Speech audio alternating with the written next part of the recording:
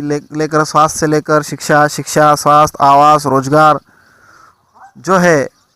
तो आज भारत के स्वतंत्र के बाद जो भारत देश को संविधान मिला और संविधान मिलने के बाद देश की जो तरक्की कितनी हुई, ये हम उन गांव के लोगों से मैं वार्तालाप करके आपको हुबेहूब बताऊंगा। तर सर्वात पहिलं मी तुमचं नाव जाणणार की तुमचं नाव काय आहे? दुर्योधन मणिराम गावडे. अच्छा, तुम्ही काय करता तुमचा आजीविका चालवण्यासाठी? काय ना आता खाली केली म्हणजे शेतीचं काम. अच्छा, आणि त्याच्या व्यतिरिक्त पुन्हा काय करता? असा रोजगार हमीचा वगैरे काम? रोजगार हमीवर जातो. अच्छा, मग आरोग्य केंद्रासाठी कुठं जाता? आरोग्याच्या विषयी तुमची काही तब्येत वगैरे? बाबा. तर तिथं मग आरोग्याची सुविधा व्यवस्थित होते की?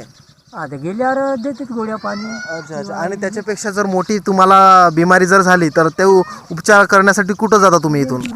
गडचुलीमध्ये तुम्हाला